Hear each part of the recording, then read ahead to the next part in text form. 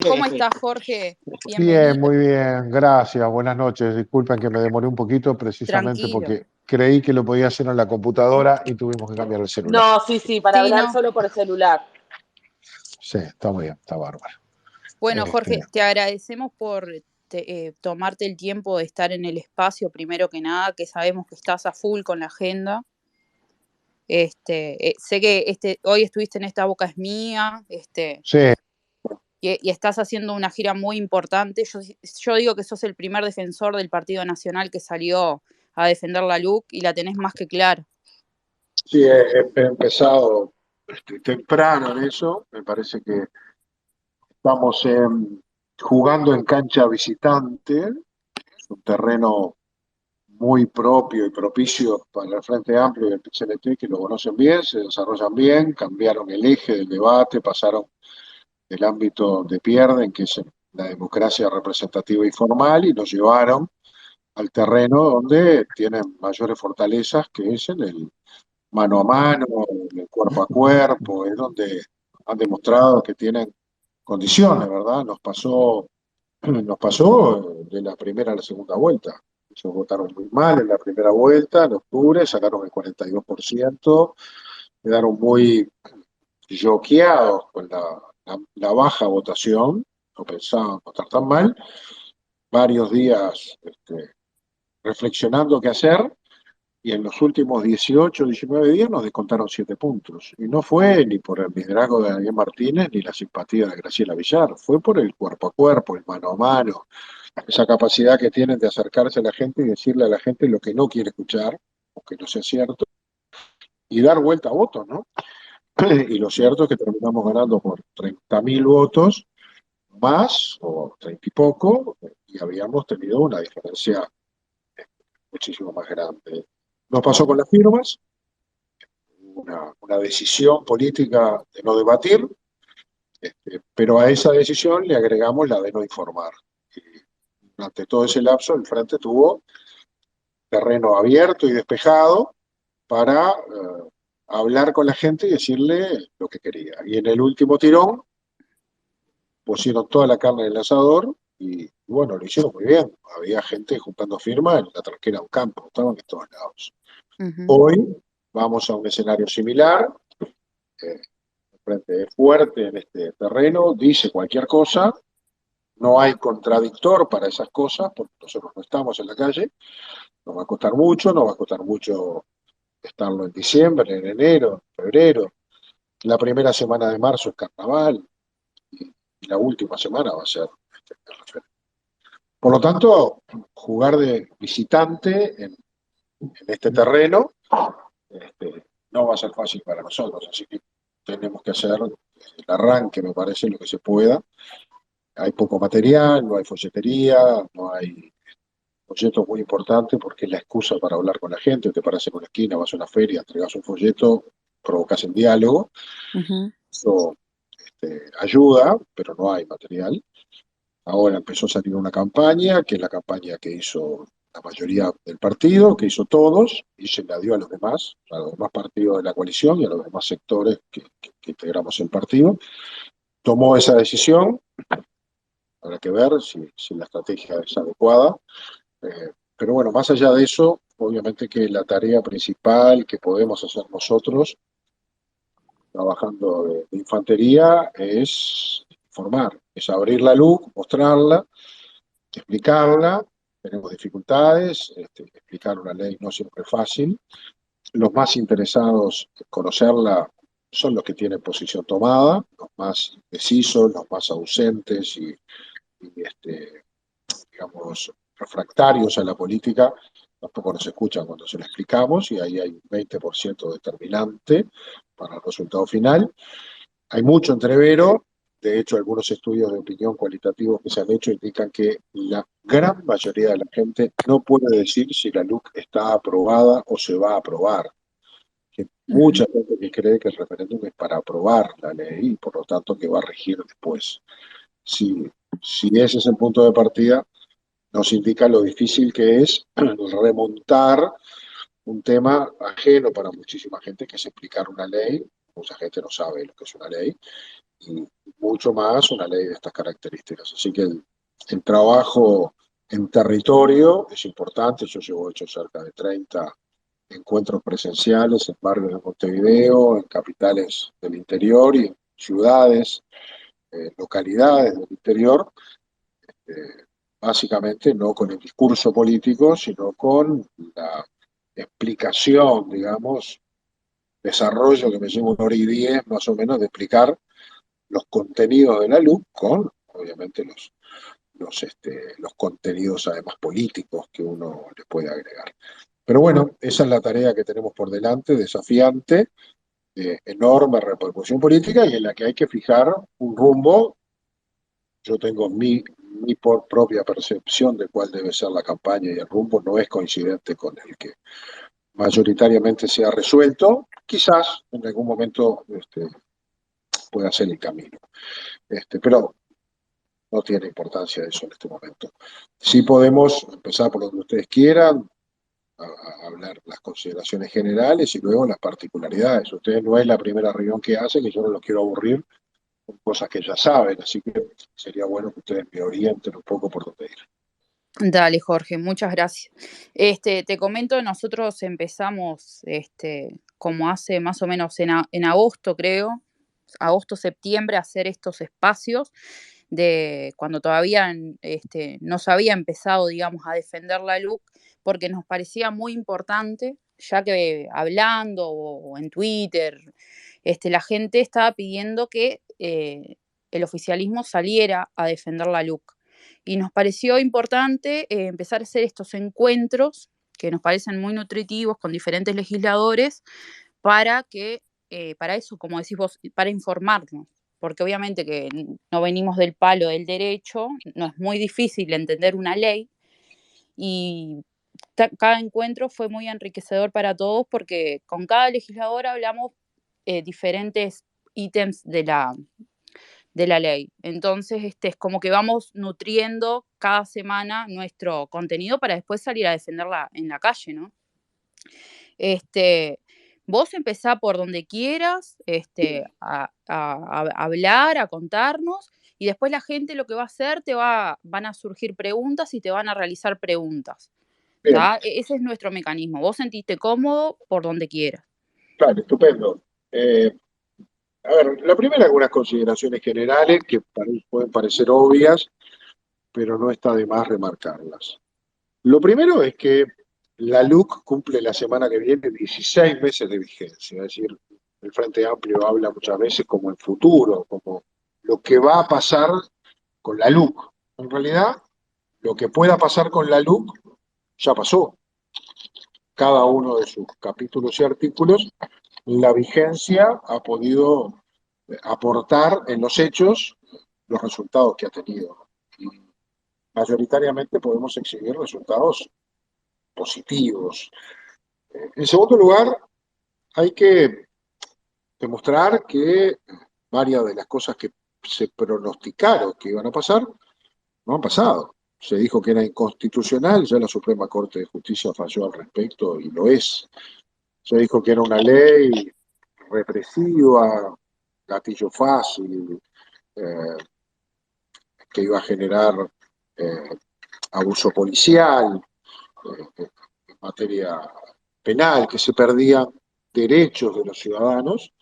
Bueno, nada de eso pasó, ahora vamos a ir un poco a los casos, que iba a generar comercio de niños, que iba a tener problemas, íbamos a tener problemas con los organismos internacionales por los cambios en materia de inclusión financiera y los que tienen que ver con lavado de activos, nada de eso cambió, nada, ninguna lista gris ni de ningún color nos ha puesto, es decir, todas aquellas cosas terribles que anunciaron que iban a pasar, no pasaron y pasaron otras que son bastante más positivas. La seguridad es uno de los aspectos que más se pueden medir objetivamente porque el mismo observatorio que midió durante años la evolución de los delitos en los gobiernos anteriores, ese mismo observatorio y la misma metodología lo que indican es que lejos de crecer cada año como crecían los delitos más violentos, homicidios, rapiñas, hurtos, abigeato, violencia doméstica, que hacían que Bonomi, como un competidor olímpico, cada año batiera su propio récord. Primero se detuvieron, seguramente el cambio de gestión a cargo de Jorge Larrañaga cambió la actitud de la policía, porque cambia también la filosofía que tenemos y la percepción que tenemos de la policía. El Frente Amplio nunca resolvió adecuadamente su vínculo con la policía. Le costó siempre entender que la triple función policial es la prevención, la disuasión y la represión. Y esta última palabra y concepto nunca lo pudo articular adecuadamente con su visión, seguramente porque, bueno, se visualiza a sí mismo corriendo adelante de la policía, ¿no? Y la palabra represión la asocia a algunos comportamientos que lejos de estar de ser los comunes, la represión y las del delito, la que lleva la policía adelante. Esos cambios de visión, de actitud, de mando, de lógica, empezaron a detener el crecimiento, y la LUC, que nace el 9 de julio, poco tiempo después de asumir el gobierno, modifica el Código Penal, generando algunos delitos nuevos, modificando o agravando algunas penas, modificando algunos institutos como la libertad anticipada para los delitos más graves, modifica Código General del Proceso en algunos aspectos, facilitando los medios de prueba y el vínculo policía-fiscalía, modifica la ley orgánica policial en algunos aspectos y sobre todo la ley de procedimiento policial, de modo de blindar la actuación policial, dándole más seguridad al policía en su tarea, y, y modifica aspectos penales del Código de la Niñez y la Adolescencia en lo que tiene que ver con los menores infractores. Esos 78 artículos vinculados a la LUC, de los cuales el Frente Amplio votó más de 40 y están cuestionados 33, hacen cambios interesantes que ya lo podemos ver aplicar. El primero de todos tiene que ver con el artículo primero, legítima defensa. Este es un instituto que obviamente tiene larga data en nuestra legislación, establece la eximente de responsabilidad penal cuando alguien actúa en defensa propia. Particularmente se aplica con la idea de que aplica esa defensa propia en el seno de su vivienda, en el lugar donde mora, pero dejaba una cantidad de aspectos al criterio del juez. No siempre se resolvían igual, porque en muchos casos se entendía que era legítima defensa cuando se aplicaba prácticamente en el lugar donde se dormía. De ahí viene aquella viejo mito de espera que entre a tu casa, no le tires antes, eso que escuchamos decir tantas veces.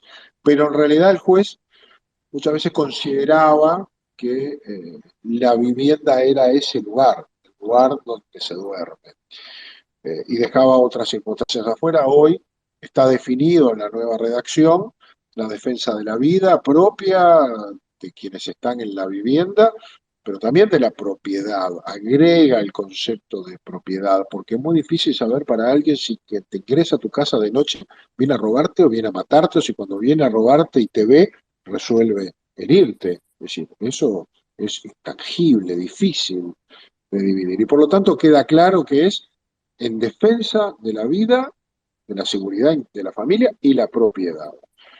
Y establece con claridad que la vivienda amplía el espacio hacia las terrazas, los balcones, la cochera, el garaje, el parrillero, la barbacoa, y agrega un concepto que no estaba, que es el de la vivienda rural, definiendo que también abarca los galpones, los depósitos, razonablemente cercanos a la vivienda. Y esto es la vida real, es la familia que laburó todo el día, se acostó a dormir y siente ruido en el galpón donde tiene el tractor, la zorra, el cuero, los insumos, sus herramientas. Y lo que haces es agarrar la escopeta y salir a ver qué está pasando. Bueno, si en ese lugar, en ese entorno se produjera el hecho, está cubierto bajo la idea de la legítima defensa. De esto se dijo que era el gatillo fácil, que esto se hacía para que los estancieros pudieran tirarle a 200 metros a aquel que boleara la pata del alambrado, Y entonces iba a generar todas estas cosas. Disparate teórico, repleto de elitismo, de clasismo, que tiene en la cabeza muchas veces el frente, pero a los hechos nos remitimos, 16 meses. ¿Alguien conoce en la prensa si hubiera pasado, sería titular? ¿Algún hecho de gatillo fácil? No. Conocemos casos como el del otro día, de alguien que se defendió con 80 años en su casa cuando alguien le entraba por la ventana bueno, se defendió, murió esa persona, cayó en el patio, quedó cubierto bajo la nueva redacción de la legítima defensa. Si no hubiera estado esta redacción, probablemente el preso hubiera sido el árbitro. Entonces, creo que este es un buen ejemplo de una buena aplicación. En el artículo cuarto, el Frente plantea derogar el nuevo delito de resistencia al arresto. Este delito le da mucha tranquilidad a la policía. Vimos decenas de videos donde la policía pretendía detener a alguien que se protegía o resguardaba en un barrio, en un vecindario, un asentamiento, en un complejo de viviendas, y los vecinos lo protegían. Lo protegían no solo al punto de esconderlo, sino de resistir o ayudarlo a resistir el arresto, apedreando al patrullero, tironeando al policía, lo que fuera, y eso no tenía consecuencias. Bueno, ahora es un delito. Es un delito en sí mismo aquel que, teniendo la voz de alto para ser detenido, resiste el arresto físicamente, y aquellos que lo ayudan a resistirlo con agravante, si esto se hace con agravio, con agresión física al propio policía. Eh, Ahí cabe preguntarse, aquí nosotros queremos defender al policía acá. ¿A quién quieren defender los que quieren derogar esto? ¿Qué mal le hace este artículo cuarto a, a los ciudadanos honestos, a la enorme mayoría de los ciudadanos? ¿Cuál es el problema? ¿Por qué lo quieren derogar? ¿A quién defiende? En el artículo 13 se derogaría el nuevo delito de agravio a la autoridad policial. Y se define en el artículo 11, perdón, y en el 13 las agravantes para el delito de autoevasión o fuga. ¿Qué es el agravio a la autoridad policial? Bueno, básicamente yo recuerdo haber visto muchas veces, años atrás, alguna manifestación en la que la policía aparecía, digamos, con su presencia en una manifestación en la Ciudad Vieja, el 18 de julio, en este tipo de lugares, y realmente los grafiteaban al policía, su casco, su uniforme, y el policía durito, sin poder reaccionar, porque eso no constituía ningún agravio legalmente penado. Bueno, ahora sí, ahora el insulto, la agresión, este tipo de cosas, constituyen un delito en sí mismo, bajo la figura del agravio de la autoridad policial. Y la autoevasión, del mismo modo. Se entendía que el hombre persigue naturalmente la libertad y por tanto no debería sancionarse o penarse su instinto natural de evadirse, fugarse de donde se lo recluye. Bajo este concepto no se penaba la autoevasión, salvo que la autoevasión o la fuga fuera con daño a las cosas. Es decir, hizo un boquete para escaparse, entonces está agravado. Se escapó por la puerta, o como el señor Bonavito por una ventana, saludó a la vecina, bajó por el ascensor, se tomó el taxi en 18 con otros dos. Cuando los capturaron, ni un minuto más de pena. No cometió ningún delito por haberse escapado y haber generado la conmoción pública que generó. Ahora sí, ahora la autoevasión con daño o sin daño es castigada como un delito en sí mismo, y si es con daño a las cosas es agravada. Nosotros entendemos que estos dos, el agravio de la autoridad policial y la autoevasión, deben ser castigados. Ahora, quien quiere derogar esto, ¿a quién defiende? ¿De qué lado están?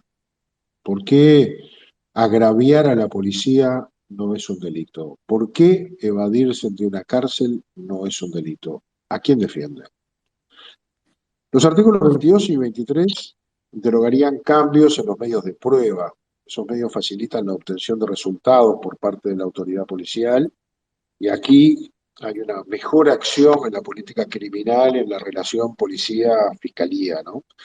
y ha sido reconocido por el ex fiscal de Corte Jorge Díaz en comparecencia ante la comisión cuando vino por la rendición de cuentas y exhibió los mejores resultados en formalizaciones entre el año 2020 y 2021 en comparación con los anteriores, y lo atribuyó a una mejor política criminal y mejor vínculo entre la autoridad policial y la fiscalía. También quieren derogar. ¿A beneficio de quién? Quedarían sin efecto las nuevas potestades que el artículo 24 establece para el registro de vestimentas, equipajes y vehículos vinculados a la labor típica preventiva que debe desempeñar la policía. Antes se podía hacer esto en el marco de un operativo policial, es decir, se cometió un delito, supóngase una rapiña en una farmacia, caía la policía, en ese contexto podía detener a alguna persona o detener algún vehículo, pero no lo podía hacer regularmente como parte de un proceso de labor preventiva. Hoy hubo dos sucesos, uno es interesante políticamente, que es la captura del secretario de comisión de la diputada Susana Pereira, esposa del ex ministro del Interior, hoy senador Bonomi, que se lo encontró en procedimientos aduaneros con una importación ilegal de armas que venía a través del aeropuerto. Eso como dato interesante, ¿no? Pero el otro, un operativo rutinario de control en los accesos a Montevideo, en el que se revisaban vehículos, uno de ellos vio el operativo, se dio la fuga, lo capturamos, llevaba armas y drogas. Esto se puede hacer porque hoy la policía tiene esta potestad, no la tenía. Del mismo modo puede registrar una persona, puede registrar su vestimenta, su equipaje. El Frente Amplio dijo que esto era poco menos que volver a la dictadura. Bueno, pasado todo este tiempo, ¿alguien vio alguna noticia que si lo hubiera existido habría sido titular y escándalo, de que haya pasado algo en materia de abuso policial, que revisaron a alguien que no debía, o que le metieron la mano en el equipaje a alguien? No, la policía sabe más o menos, que la potestad sabe dónde puede hacer estas cosas. Del mismo modo, los artículos 45 y 49 mejoran otros aspectos del accional de prevención y delito, y el 50 establece que la policía puede exigir a las personas que se identifiquen cuando ésta lo requiera. Esto quiere decir que la policía le puede pedir a alguien la cédula o cualquier otra forma de identificarse. Este artículo 50 lo quieren derogar. Ahora, a partir de la aplicación de este artículo 50, se han capturado un montón de personas buscadas por la policía. Tampoco escuchamos a nadie que haya dicho que los maltrataron. Nos dijeron que esto la volvía a las racias. Bueno, alguien escuchó que a sus hijos, a los hijos de sus vecinos, de sus amigos, de sus parientes, los llevaran a la comisaría porque no tenía la cédula. No es para eso. La policía no lo aplica para eso. Sabe a quién pedirle la identificación. Y a partir de eso puede desarrollar una labor preventiva más efectiva, tanto previene un delito o actúa luego que este se cometió. La policía tiene, a partir de los artículos siguientes, 51 y 52, más respaldo sin que los ciudadanos pierdan las garantías individuales. El artículo 56 increíblemente elimina, la pretendida derogación del artículo 56 derogaría o eliminaría la Dirección Nacional de Política de Género del Ministerio del Interior. Esto contradice todos los discursos de la izquierda que han desarrollado un discurso muy proactivo en materia de políticas de género, de igualdad de género, etc. Se creó la Dirección Nacional de Política de Género del Ministerio del Interior, que es un ministerio muy verticalizado en el mando, con muchas mujeres policías ejecutivas, y por tanto se requieren protocolos y educación y cultura adentro para que esa jerarquización y verticalización del mando no genere distorsiones en la aplicación de ese mando cuando la autoridad superior o el superior es varón y el subalterno mujer. Esto es muy importante, pero además porque muchas mujeres policías hoy tienen labores encomendadas específicamente relacionadas con mujeres privadas de libertad o mujeres que cometen delitos. Entonces es importante esto. Lo quieren derogar. Nadie entiende bien por qué. El artículo 35, voy un poco para atrás, su derogación volvería a beneficiar con la libertad anticipada a quienes cometieron algunos delitos graves o gravísimos. Es decir, lo que teníamos vigente es que el juez podía determinar una pena para alguien que cometiera determinados delitos, lo puede seguir haciendo hoy, y establecer en un momento la libertad anticipada. Esto se mantiene, pero se elimina este beneficio para los delitos más graves. O sea, si alguien cometió un hurto, el juez puede, y le dio un año, bueno, a lo mejor a los 6 meses le puede dar la anticipada. Pero si cometió una violación, si cometió abuso sexual y abuso sexual especialmente agravado, atentado violento al pudor, secuestro, homicidio agravado, rapiña con privación de libertad, extorsión, entre otros, eh, debe cumplir la pena efectiva. Le dieron 3 años, va a cumplir 3 años. Bueno, esto es un mensaje también. Por esto se dijo cualquier cosa, pero cuesta entenderlo. Algunos discursos cuestan entenderlo. La violación. Todos esos discursos que hay vinculados, preocupaciones que yo comparto, a cómo se han agravado los delitos contra las mujeres. Y no solo está la violación, está el homicidio agravado, y el homicidio agravado es el femicidio. Una de las formas de homicidio agravado es el femicidio. ¿Por qué?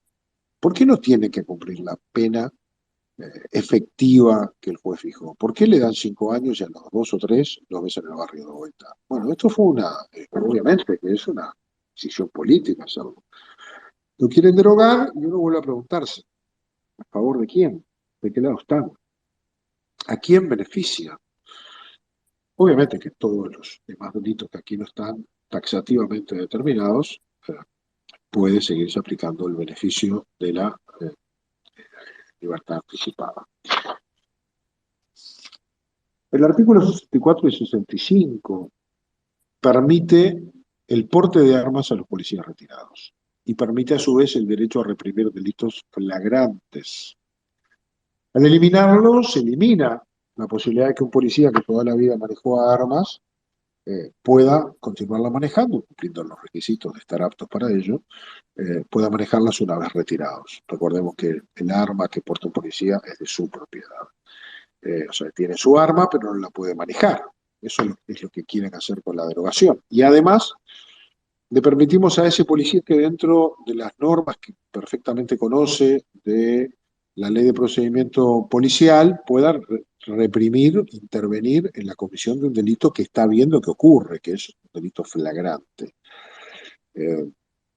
Esto ha permitido que muchos policías en su actividad de ciudadanos pudieran impedir que se cometieran delitos o que estos tuvieran consecuencias más graves. De esto sí tenemos bastantes informativos informando. De abuso policial, que acá donde radicaba esa afirmación, no conocemos ninguno. La verdad, no conocemos ninguno que un policía retirado haya abusado del poder que le da portar el arma para cometer algo indebido. Yo no recuerdo solo. Caería algún agravante del artículo 74.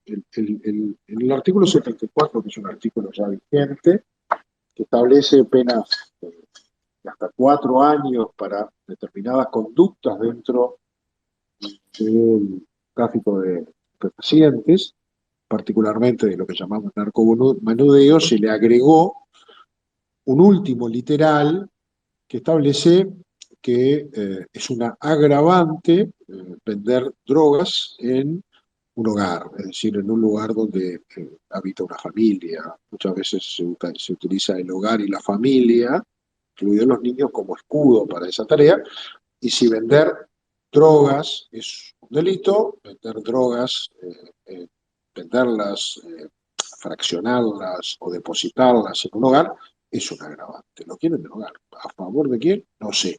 Del mismo modo, venderle drogas a un menor, o sea, vender drogas es un delito. Ahora, venderle en la puerta del liceo a un pibe de 14 años para tratar de incorporarlo al consumo compulsivo que generan algunas drogas y tener un nuevo cliente, que a lo mejor se transforma en un delincuente de otras prácticas porque necesita un día, en plena carrera de consumo, adquirir eh, las lágrimas necesarias de pasta base, y para eso tiene que, no sé, rapiñar al almacén o a la familia. Ese delito de venta de drogas al menor, a nuestro juicio, tiene que ser penado con mayor gravedad. Bueno, esto obviamente es resistido por la izquierda, que entiende que está mal. No sé, la verdad, no sé bien a quién beneficia, o quizás lo sé. Por último, en materia de menores infractores con la ley,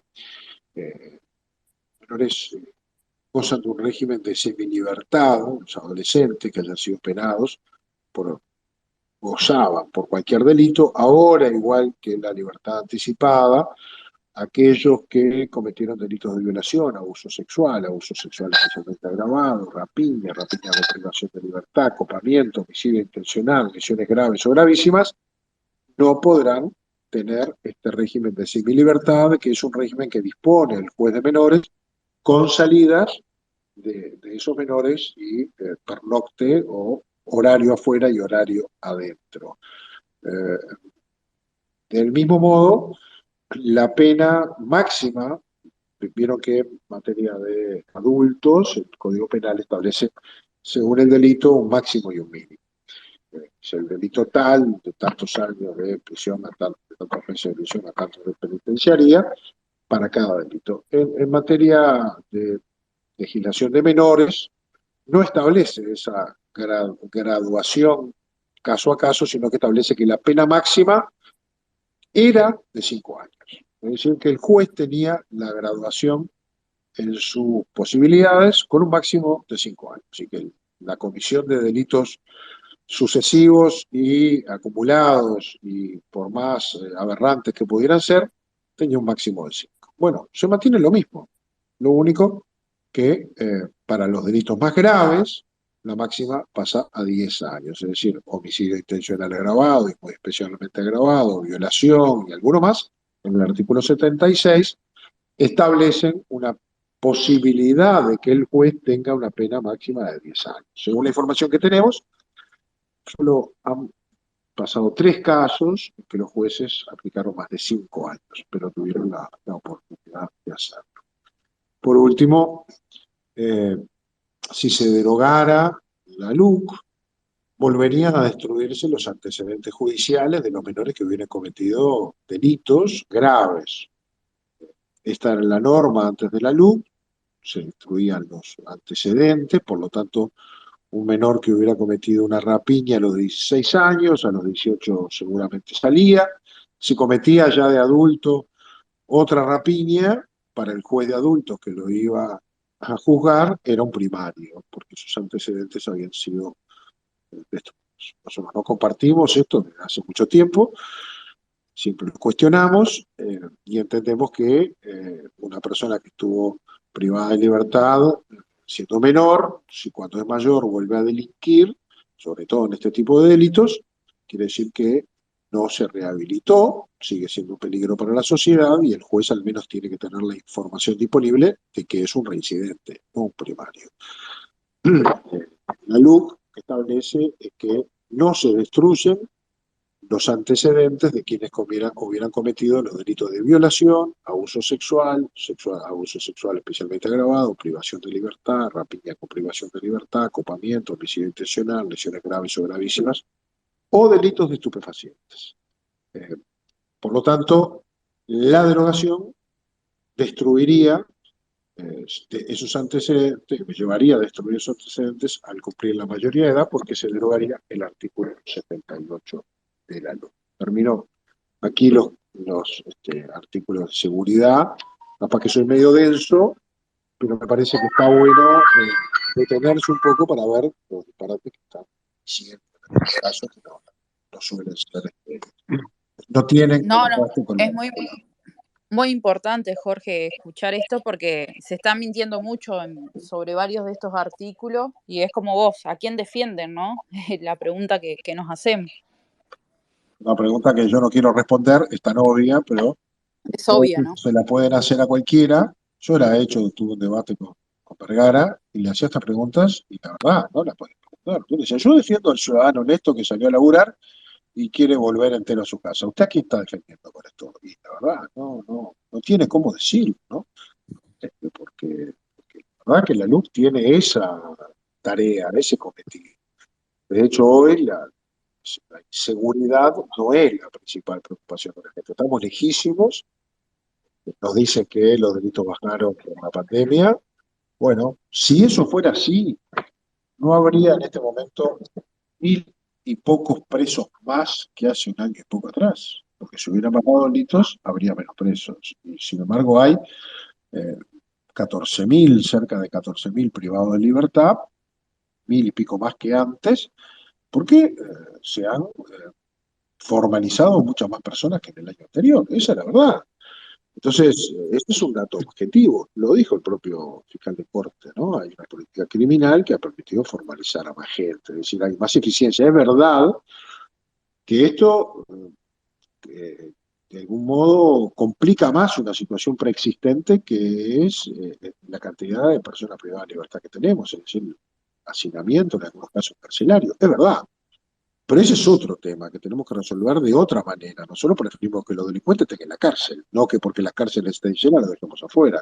Tenemos que resolver el tema carcelario. Habrá que generar nuevas políticas de penas alternativas y nuevas políticas de rehabilitación. De hecho, la rendición de cuentas, esta que acabamos de aprobar, contiene una serie de normas que permiten a los privados de libertad montar sus propias empresas dentro del establecimiento carcelario, entre 1 y 5 personas en sociedad, y producir para ellos mismos. Y está regulado como si fueran empresas y además se registran en el BPS. Es decir, hay allí una motivación para que aquellos establecimientos de reclusión que tienen las posibilidades vayan incorporando prácticas que van a mejorar o permitir las condiciones de rehabilitación posterior. Pero ese es otro tema.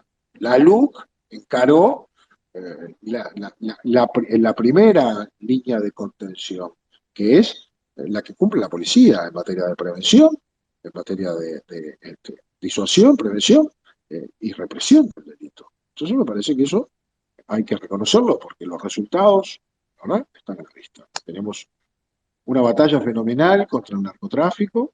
Creció durante estos años por la política empleada por el gobierno anterior que puso foco en el gran narcotráfico, pero desatendió, dejó crecer el narcomenudeo y la organización del crimen organizado, que, como toda organización que tiene un propósito económico y comercial detrás, por más ilegal que sea, busca aumentar su clientela y sus posibilidades económicas. Y para eso el narcotráfico disputa el control de territorios. Cuanto más territorios y más habitados están, más clientes potenciales tienen.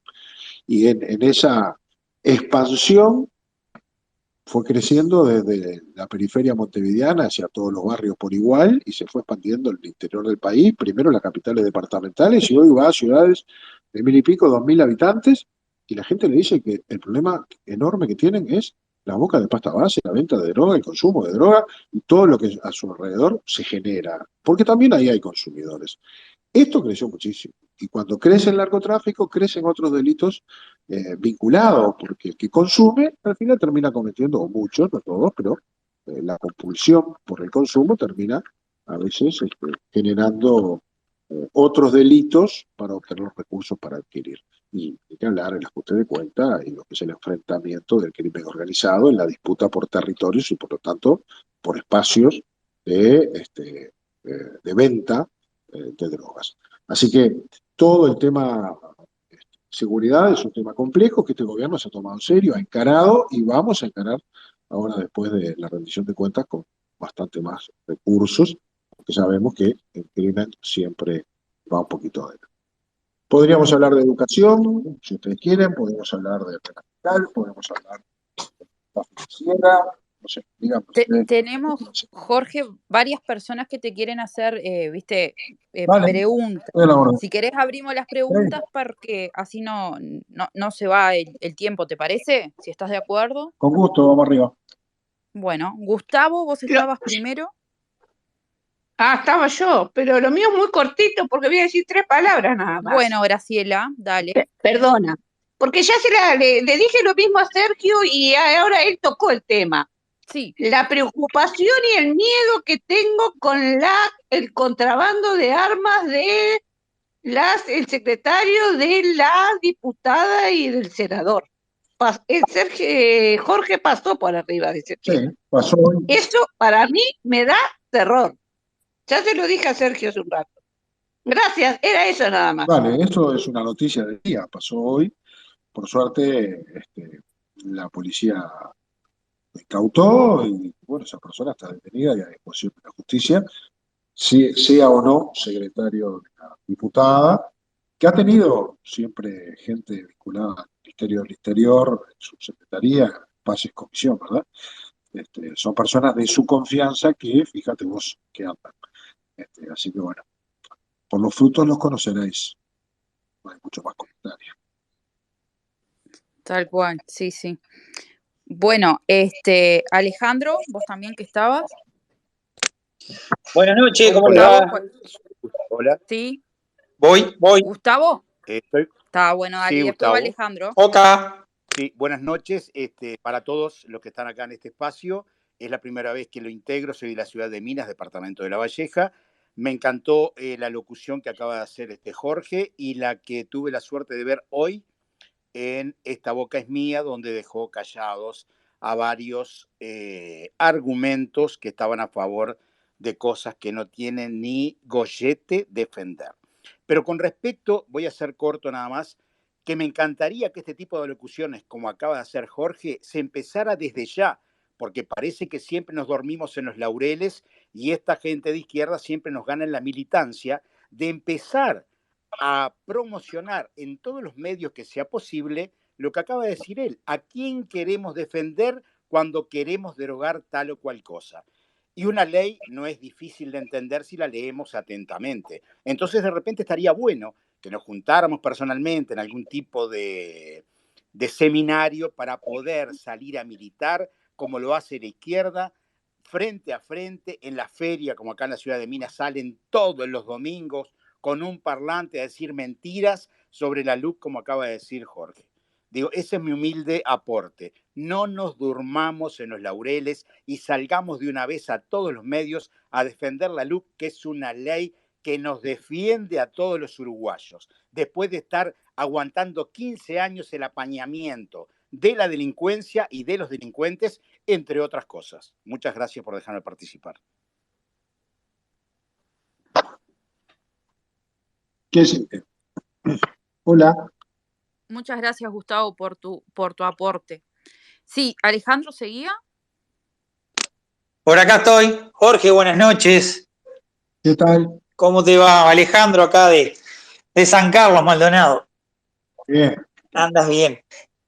Bueno, Gustavo me sacó casi todo lo que iba a decir, en parte. Pero voy por el mismo camino. O sea, no nos podemos dormir con esto porque, como tú dijiste, y los que estamos en política sabemos, el frente como ello para militar no hay. No hay. No lo podemos igualar. Es algo increíble, pero es así. Ya nos demostraron en noviembre, ya nos demostraron ahora juntando firma, lo hicieron otras veces, y creo que ahora en esto nos jugamos la vida y el gobierno se juega la vida.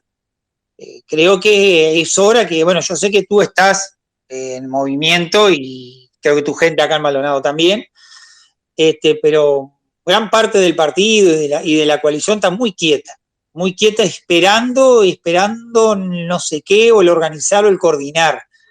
Y yo creo que hay que empezar a movilizar las masas de militantes que vemos por todos lados para empezar a defender esto, porque, como se dice, una mentira repetida 1000 veces se transforma en verdad. Y creo que todos sabemos lo que pasó con la historia de la dictadura y no me voy a poner a hablar ahora, pero se mintió hasta que se aburrió, hasta que el frente llegó al gobierno. Creo que con esto no podemos permitir que nos pase lo mismo. Dale, buenas noches y un gusto poder compartir este espacio contigo. Gracias, Alejandro.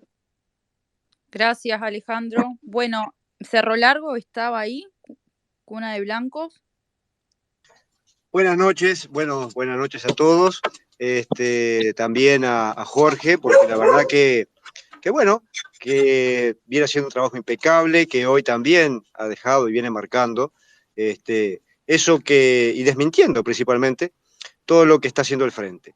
Nosotros acá desde Cerro Largo Cuna de Blancos, este movimiento wilsonista y saravista, que nos juntamos acá y estamos trabajando en favor de la LUC, que venimos haciendo un trabajo, yo diría que lo hacemos por convicción, totalmente convencidos, imprimiendo la LUC, repartiendo con la gente en los barrios, charlando con los amigos, con el vecino, con aquel que ni siquiera conocemos, pero que tiene dudas, y tratamos de evacuar esas dudas, porque sentimos que desde el gobierno, desde Luis mismo, viene, es algo que tiene que estar y que se tiene tenemos que hacer fuerza para que con mentiras no engañen a la gente. Esto como primera cosa. Y lo otro es que dentro de todo este movimiento que sabemos que va a existir del Frente, yo quería hoy que hablaron un poco sobre el tema, y me voy un poquito para atrás, y perdónenme, porque me tocó un poco el tema del porte de armas y ese artículo tan importante de la defensa, la legítima defensa. A mí me pasó un caso, tenía un amigo, un tocayo, amigo mío, policía, tipo laburador. Lo conocía de muchísimos años, sabía qué tipo de persona era. Y tuvo la desgracia de que una vez alguien entró a la casa armado, y el tipo, bueno, al ser policía, lo mató. Eso le costó, al no estar en las condiciones que en ese momento la justicia entendía que bueno, que no estaba, o sea, que lo vio dentro de su propiedad, dentro de su casa, pero fue condenado. Y eso le costó, no solo le costó ir a prisión, sino perder la familia, sino también que le costó la vida. Entonces, hoy en día, uno que conoce esas historias que están adentro, marcadas en ese libro de la vida que uno lleva y que va recopilando, ¿cómo no vamos a apoyar este proyecto a muerte? Tenemos que apoyar. Y escucho y a todos los integrantes que están acá, y que supongo que algunos conocerán historias capaz que similares o parecidas, de gente que ha entrado y que ha tenido la suerte de, bueno, de zafarla, y otras veces que no. Pero la LUC, en ese sentido, personalmente a mí y en la legítima defensa me parece algo espectacular, porque alguien que quiere defender a su familia, y en esos momentos que son difíciles, son cuestión de segundos, que la ley reconozca y que reafirme, bueno, ese legítimo derecho. Y eso está buenísimo. Así que, bueno, quería felicitarlo a Jorge por la presentación que ha hecho, por lo que viene haciendo la exposición de esa manera. Así que mandarle un abrazo grande desde Cerro Largo, Cuna de Blancos, y a todos los integrantes. Y bueno, muchas gracias por su espacio, y vamos a seguir, obviamente, como oyentes, porque todas las opiniones siempre cuentan, y nosotros rescatamos siempre lo positivo para que aprendemos día a día para transmitir a otras personas, amigos, familiares. Tratamos de mover esta red que tiene que potenciarse día a día, y es un trabajo de hormiga, de entre todos lograr ese objetivo. Así que muchas gracias por todo. Muchas gracias, Cerro Largo. Cucho. Hola. Hola, te escuchamos. Perfecto. ¿Es marido de Papi? Sí. Ah. Sí, Cucho, te escuchamos. Buenas noches, orientales. Escuchando un poco todo todo el relato que acaba de mencionar el senador, todos los datos, toda la información, brindando la información de cada uno de los artículos y argumentando y dando datos concretos, hechos de lo que ha pasado, de lo que no ha pasado. Creo yo también de que, como todo el amigo de Minas, el de Cerro Largo, el de San Carlos, como que uno está, no sé, yendo por el atrás, va chupando rueda de lo que va dejando el frente. Ahora con este spot que salió, parece que tuviera, yo tengo 50, parece que estuviera viendo los spots de Democracia Avanzada de la década del 90, de poco. Es lo mismo, es prácticamente lo mismo, la misma mecánica están usando. Y escuchándolo al senador ahora hablando y argumentando cada uno de los artículos, ¿no es hora de que tomemos un poco la delantera en el hecho de que el denominador común que escuché fue el sentido común? El sentido común de ustedes han visto, ustedes sienten, ustedes conocen, y ese sentido común de las cosas que les parece bien que le rebajemos la pena al violador, le parece bien que hagamos esto, le parece bien. ¿No es hora de que el dato mata el relato? Y salir así como a la cancha con todo eso, adelante de ellos y no atrás. Y mi pregunta, en función a lo que entiendo que tenemos meses para adelante, pero bueno, también como para picar el punto. Es una pregunta en función a la campaña que vamos a ver de acá para adelante. Gracias.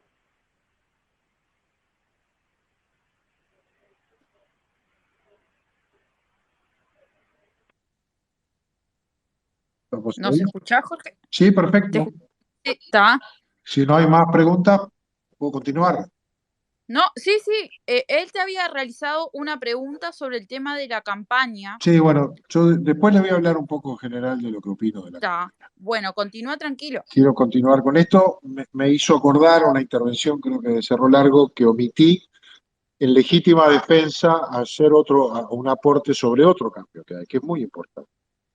Y es un cambio en cuanto a la acción del funcionario del Ministerio del Interior o del Ministerio de Defensa Nacional en aquellos casos que actúan en materia de seguridad interna, como pueden ser los de prefectura.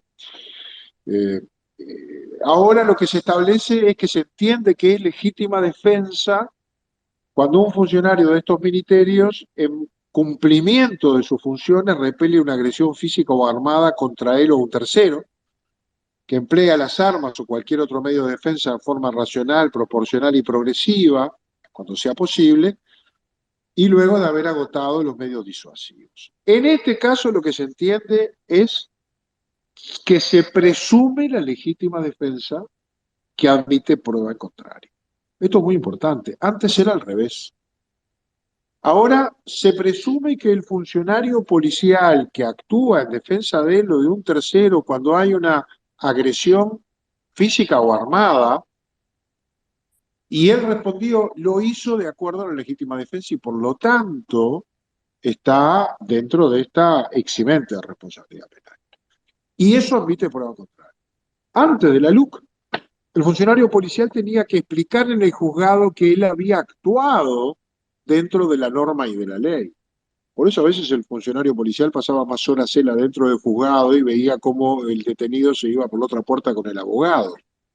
Y muchas veces prefería mirar para el costado, de repente si se estaba o podía cometer un delito, porque él terminaba perdiendo el 222, teniendo que explicar en el juzgado y con el riesgo de que fuera él preso.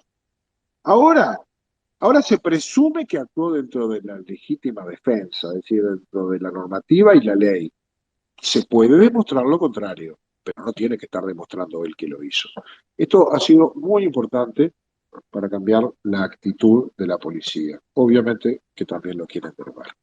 Yo podría hablar de la regla fiscal, de la libertad financiera, podría hablar de, no sé, de colonización, podría hablar de algunas otras cosas. Me quiero detener en aquellos temas más complicados, algunos que hay que destacar y otros que hay que explicar. Cambios en la ley de alquileres. Este es un tema que nos da palo abierto y en el que se miente mucho. La ley de alquileres es la misma ley de alquileres de toda la vida. Es la ley que regula el contrato entre dos partes, uno que ofrece la vivienda y el otro que la quiere arrendar, y ahí regula las condiciones del arriendo, de los pagos, de los cumplimientos, plazos, incumplimientos, desalojo, plazo de desalojo, etcétera, etcétera, etcétera. Es lo de siempre, no se le cambió una coma. Lo que hicimos fue crear otro régimen de arrendamientos opcional que se denomina arrendamiento sin garantía.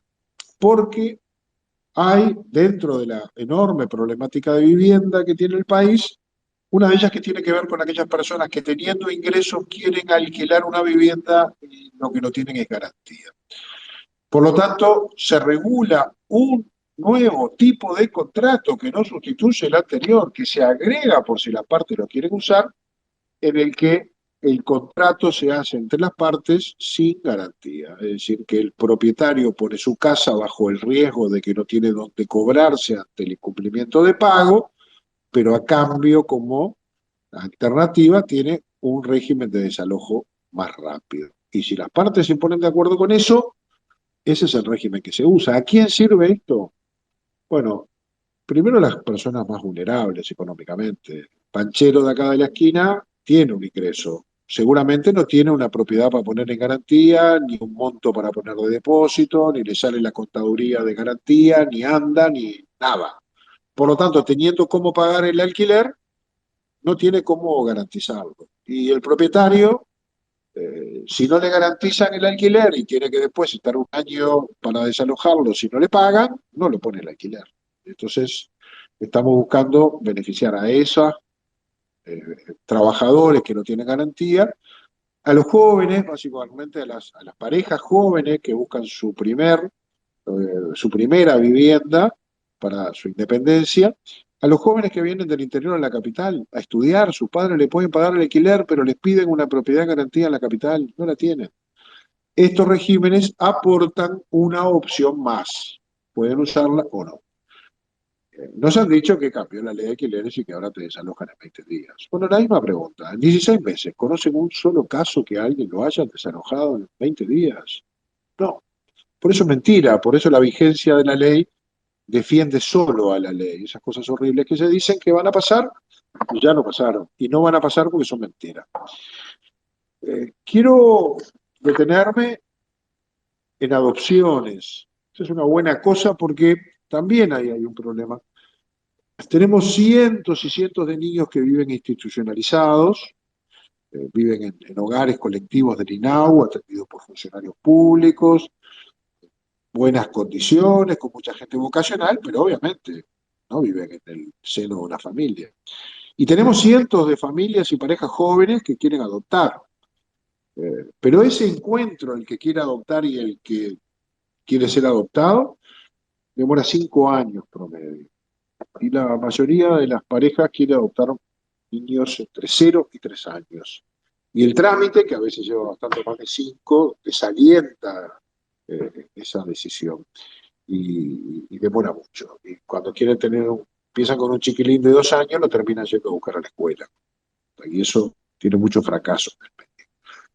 La LUC crea un sistema alternativo que tiene una duración máxima de 18 meses, siempre con la intervención de un juez de familia, y transforma la adopción en un proceso de 5 años promedio a 18 meses máximo. Estaba en una radio en Fray Bentos el otro día hablando de este tema, cuando me interrumpió el periodista que me entrevistaba y me dijo, quiero dar testimonio. Mi señora y yo, dentro de algunas semanas, vamos a ser padres de 2 niños adoptados gracias a la LUC. Yo me desarmé ahí, ¿no? Porque son esas cosas que te mueven y a favor, ¿no? Te dan el testimonio de algo que uno está convencido, pero te lo muestran en la realidad. Y mientras hablábamos de eso, escribió un oyente, me lo mostró en la pantalla de su computadora diciendo algo parecido. Yo agradezco a la LUC, estoy en proceso de ser padre de un niño gracias a la LUC, porque el próximo mes, qué sé yo. Era de Cardona, exactamente. Por ahora, la persona que... quiere decir que esto es una buena cosa que también colabora. Ahora, me quieren decir por qué lo quieren derogar. Dijeron que esto iba a provocar el comercio de niños. ¿Alguien conoce que con la intervención del juez en este nuevo proceso haya algún episodio de comercio de niños? ¿Por qué quieren derogar esto? Yo no, la verdad no me lo puedo explicar. Y los hechos demuestran buenos resultados. Quiero referirme a 2 artículos de los que se habla muy mal, porque dice que los trabajadores pierden derechos, que son el 394, el 392, perdón, libertad de trabajo, y el de los piquetes. Nosotros tenemos tres derechos consagrados en la Constitución, que muchas veces entran en conflicto. Lo que hace el 392 es ordenar ese conflicto.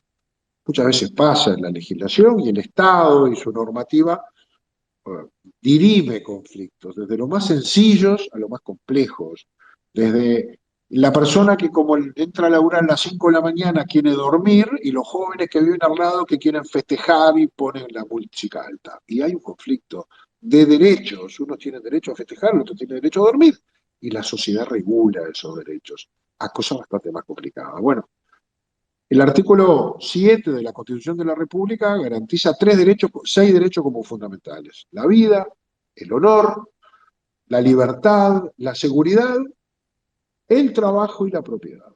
El trabajo y la propiedad. Y el artículo 57 garantiza el derecho de huelga.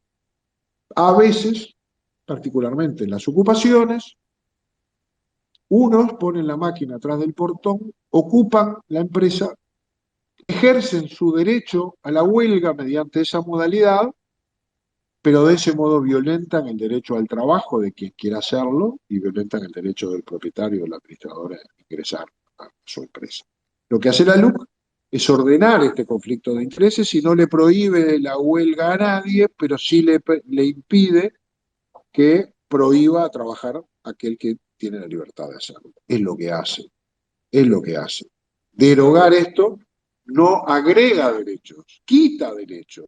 Lo que hace es agregar poder o devolver poder a minorías sindicales que mediante la ocupación a veces le pasan por arriba una asamblea en la que quizás no ganarían convocando la huelga y por lo tanto usan el recurso violento de la ocupación.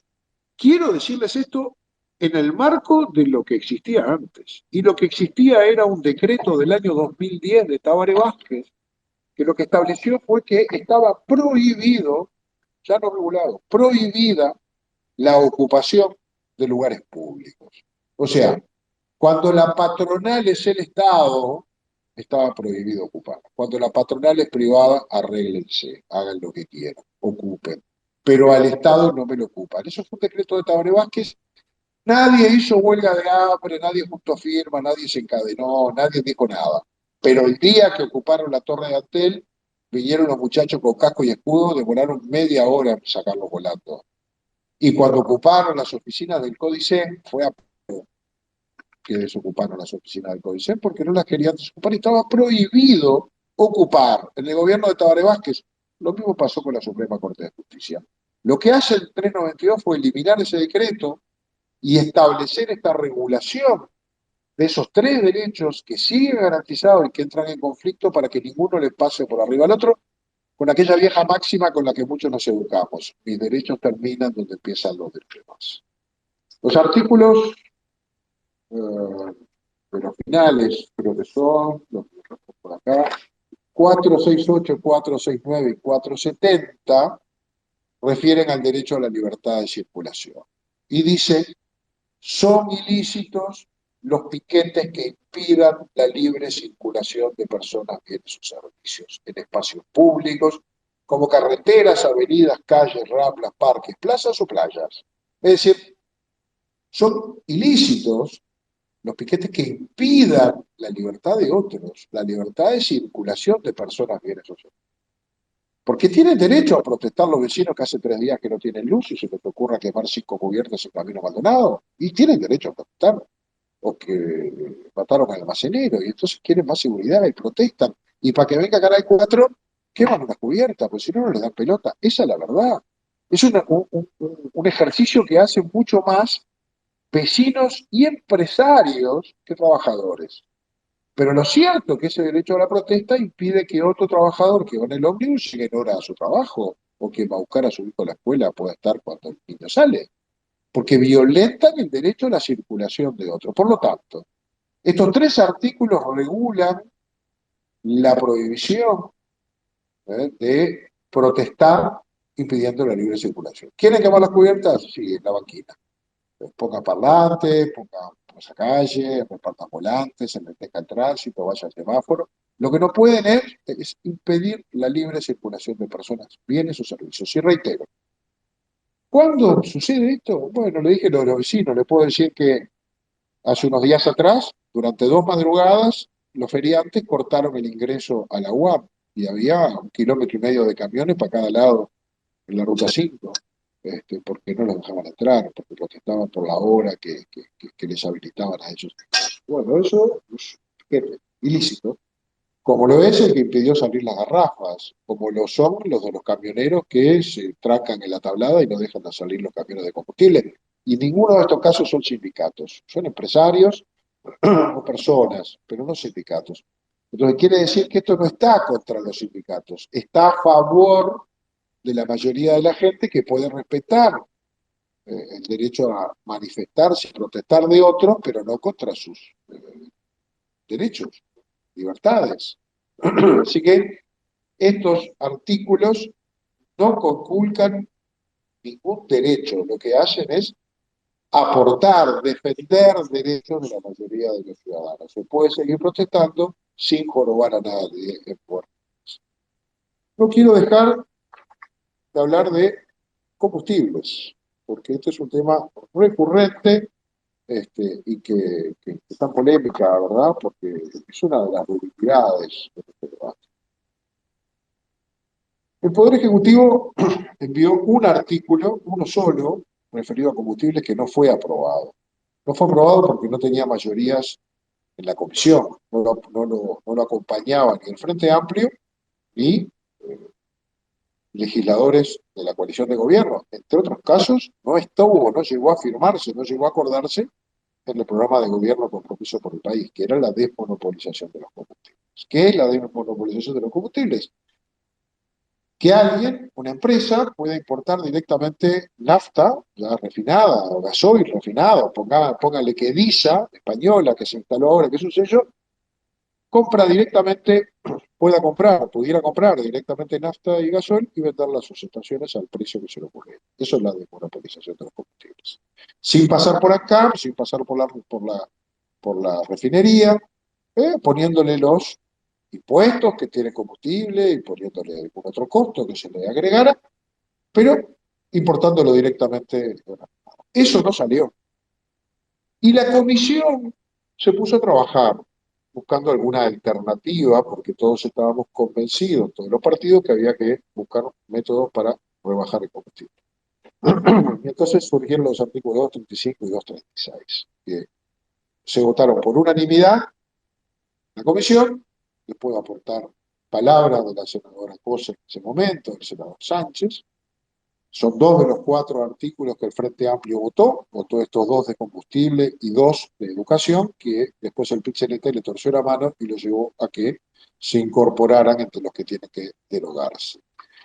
Estos 2 artículos que crean lo que se llama el PPI, el precio de paridad de importación, que es como si un importador imaginario, importador inexistente, pero ficticio, importara el combustible refinado de la región, lo llevara a la tablada y en la tablada le agregáramos los impuestos y los sobrecostos que cargan hoy el combustible que tiene ACAP, porque ACAP tiene un precio final, producto del precio del petróleo, producto de la refinación, de los costos de ANCAP internos, de la, digamos, distribución, pero después se le agrega IMESI, IVA, según el caso, y después se le agrega el subsidio al boleto, se le agrega el subsidio al supergas.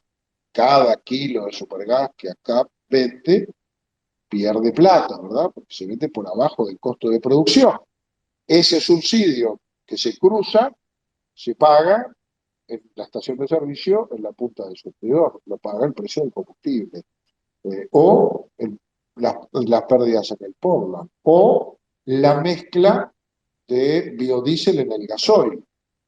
Hoy está calculado en $1,60 el precio del gasoil, la obligatoriedad de mezclar biodiesel producido con aceites vegetales, o el precio de la mezcla de etanol en las naftas, cosa que se hace a partir de la caña de azúcar de Alur, su principal cliente es ANCAP.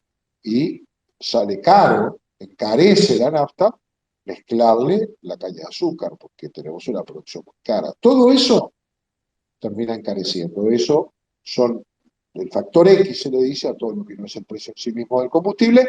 Entonces hay un importador ficticio que trae combustible refinado, le ponemos los impuestos, le ponemos todos los sobrecostos de ANCAP y ese sería el precio. Bueno, a ese precio tenemos que llegar.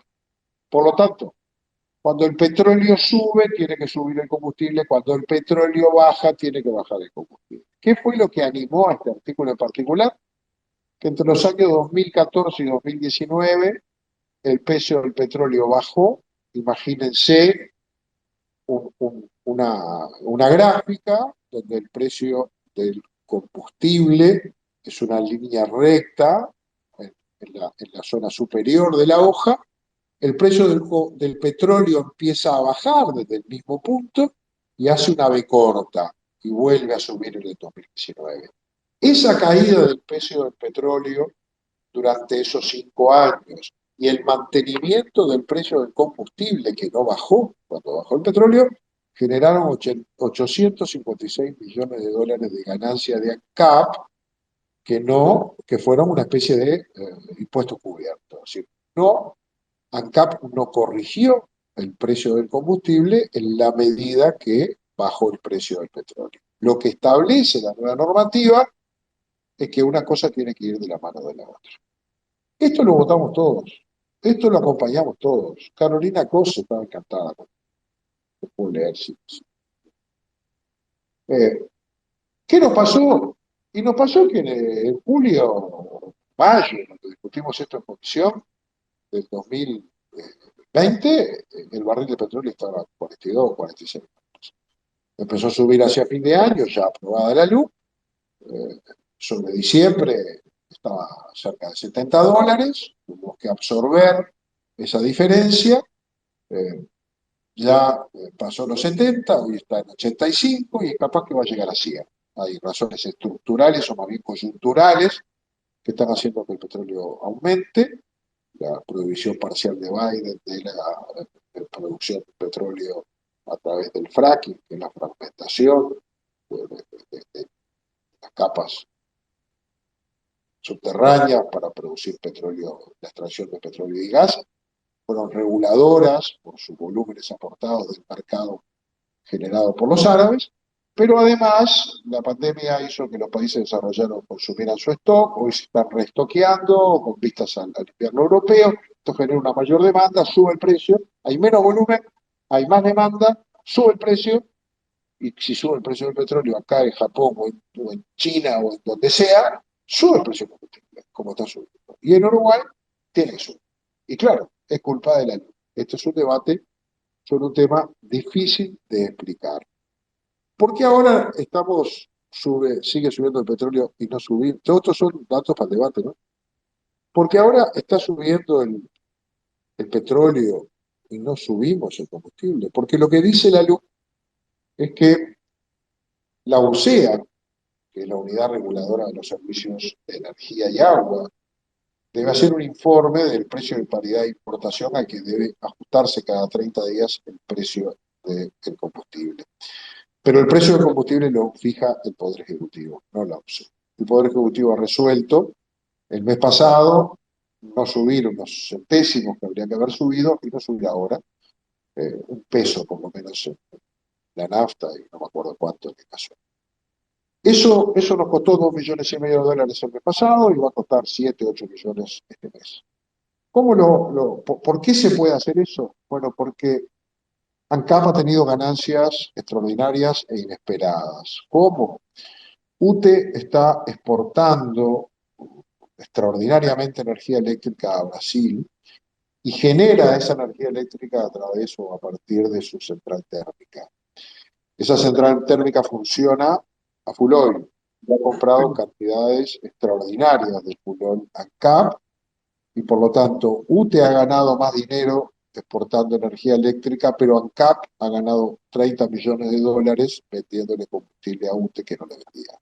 Eso facilita un colchón que le permita al Poder Ejecutivo aplicar la propia LUC, no subiendo el combustible y aprovechando las ganancias extraordinarias. ¿Sí? Esa es la razón por la cual este mes, debiendo haber subido más el combustible, no lo subimos y ANCAP no pierde, que es el objetivo. Si baja el combustible, si baja el petróleo, tiene que bajar el combustible. Si sube el petróleo, tendría que subir el combustible, salvo que ANCAP tuviera otros ingresos extraordinarios, como es del caso, que permitan contener, por lo menos temporalmente, esa suba. No es un tema fácil ni de entender, ni de explicar, ni de discutir. Lo fácil es decir, la LUC tiene la culpa, te mintieron, te prometieron que no iba a subir la nafta, ni el gasoil, y lo que hicieron con la LUC es subirla. Pero eso es mentira. Y además, recuerden, lo votamos todos. Esto salieron por unanimidad, les puedo decir de cuántos votos en cada cámara, lo debo tener por acá cerca, y les puedo leer las declaraciones que dijo cada uno de estos muchachos el debate para les digo cómo se votó este artículo en la comisión.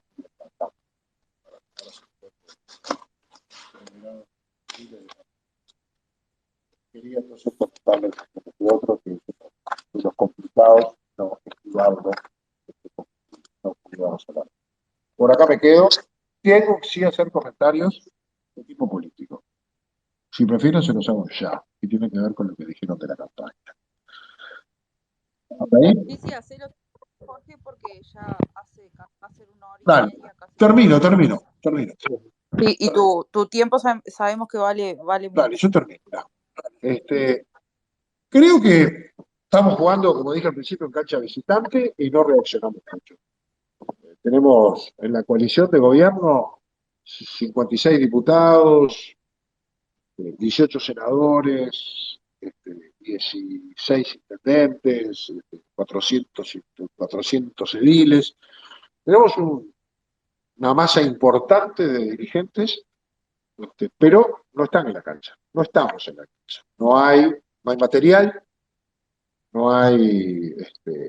Lo que hay es una campaña de un sector del Partido Nacional, eso es la verdad, que nos presentaron el otro día y que vamos a agarrarla porque es lo que tenemos, pero ni el Partido Nacional, ni un comando de la coalición o un comando del Partido Nacional, ni el directorio del Partido Nacional han asumido la conducción de este tema. Hay un vacío importante y por lo tanto cada uno hace lo que puede. Ustedes están haciendo lo que pueden, yo hago lo que puedo, las redes hacen lo que pueden, la gente toma y crea con su gusto y paladar consignas. Uno es no derogar la LUC no se deroga, Uruguay no deroga, no al palo en la rueda, y está. Cada uno pone, ahora esta campaña que todos invita a poner un hashtag que es votar, no derogar, cada uno pone lo suyo. Esta campaña fija el eje en la libertad, y es correcto, la libertad es un valor transversal a toda la luz. La libertad está presente en buena parte de la luz. Yo creo que la libertad no está en discusión. A mí me parece que no es un valor que genere un movimiento. Yo no me siento más libre con la LUC, no quiero involucrar a otros, y siento que si la LUC se deroga voy a ser menos libre. Me parece que la libertad no es el valor más importante. Pero en todo caso es una campaña que está sobre la mesa, que no es una campaña impuesta, es la campaña de un sector, el sector mayoritario y el sector del presidente del partido, y eso la hace muy potente y muy respetable, y como es la que hay, y está muy bien diseñada en sus avisos, es un dato a seguir. Yo, sin embargo, creo que la campaña hay que ponerla al otro lado. Yo la pongo al otro lado, si en mis exposiciones, yo arranco y termino por otro lado. Yo creo que lo que hay acá es un escenario político electoral nuevo para el país. La unión sin maquillaje por primera vez del Frente Amplio y el PIT-CNT han generado un bloque político electoral muy poderoso, pero que al enfrentar y querer derogar la LUC están poniendo al país en la disyuntiva de apoyar o no apoyar al gobierno. Y entonces no hay que olvidar quiénes son. Estos son los mismos que 15 días después que se declaró la emergencia sanitaria, le cacerolearon al gobierno. empezaron a apostar desde allí al cuanto peor mejor. Son los mismos que pidieron la cuarentena obligatoria como contracara de la libertad responsable y quisieron que aplicáramos el mismo recurso y método que lo aplicó la Argentina, con todo lo que hubiera traído eso hasta aquí, la cantidad de gente que hubiera perdido más el trabajo de los que lo perdieron. Son los que nos dijeron de todo con las vacunas y dijeron que éramos los últimos de la clase y hasta nos alentaron a seguir la oferta de Alberto Fernández de vacunarnos con la Sputnik que nos iban a conseguir, y miren los argentinos dónde están, con la cuarentena obligatoria y con la vacuna esa de agua de color. Se van a terminar viniendo a vacunar acá y los rusos andan volando para todos lados donde pueden a vacunarse con la de ellos, no sirve. Son los que nos hicieron una campaña de terror por los medios, por las redes sociales, con los jefes políticos del sindicato médico, pronosticando que iba a colapsar el sistema de salud, que se iban a terminar las camas de CTI, que íbamos a estar eligiendo quién vivía y quién moría.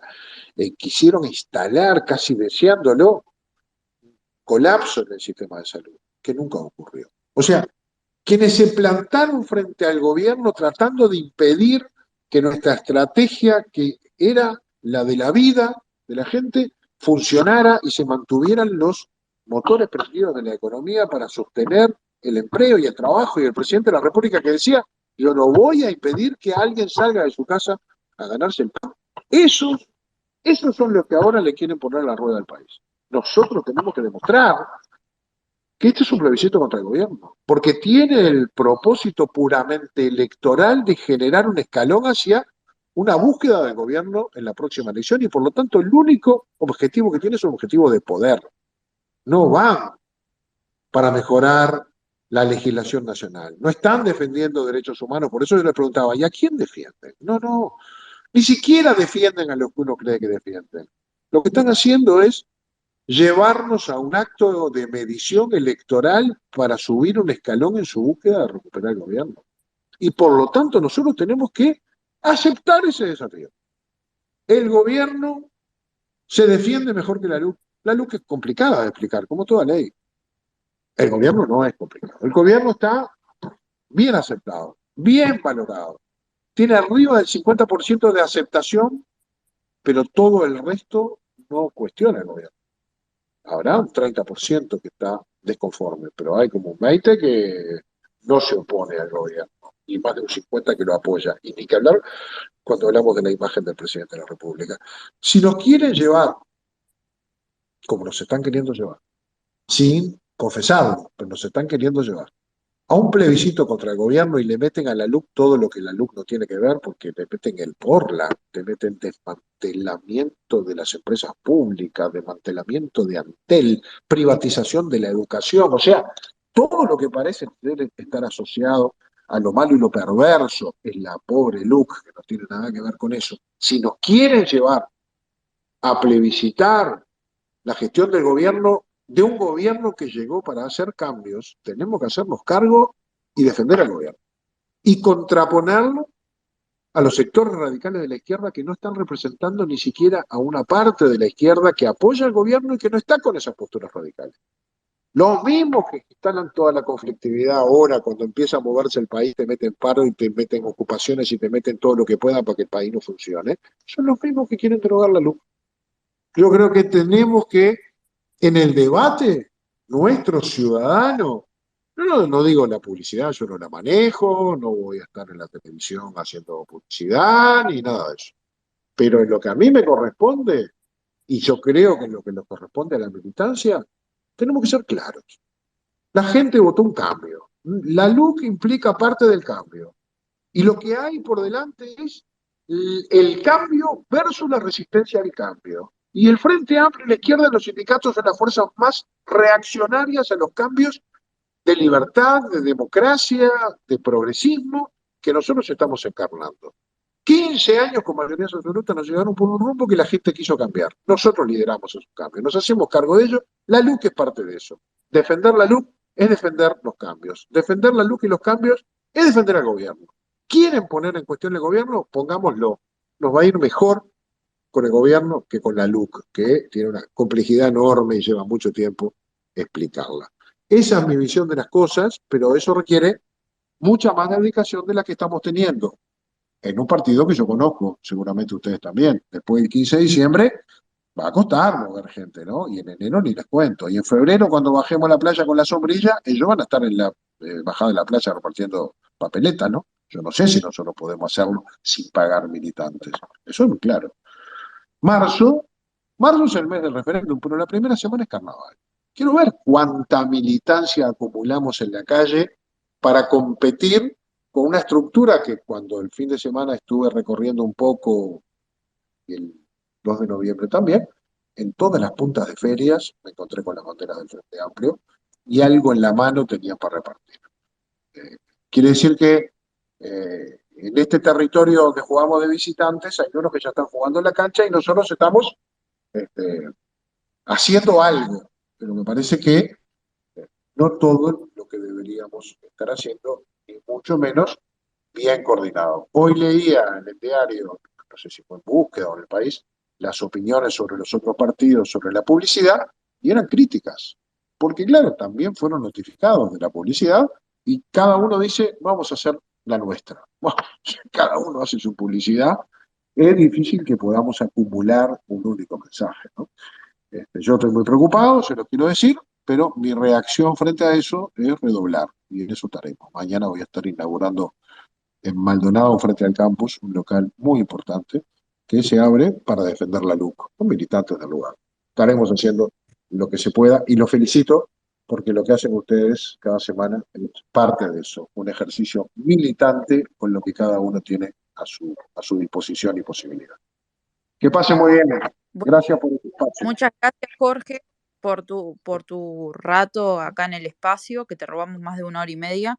Y yo personalmente concuerdo con tus palabras y veo lo mismo, que ahora se viene el verano y nosotros es diferente. Ellos van a estar todo el tiempo, todo el verano en la feria, por así decirlo.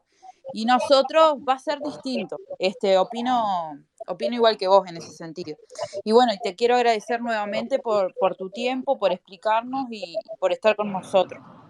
Vale, encantado. Estoy a la orden, que se repita. Vamos arriba.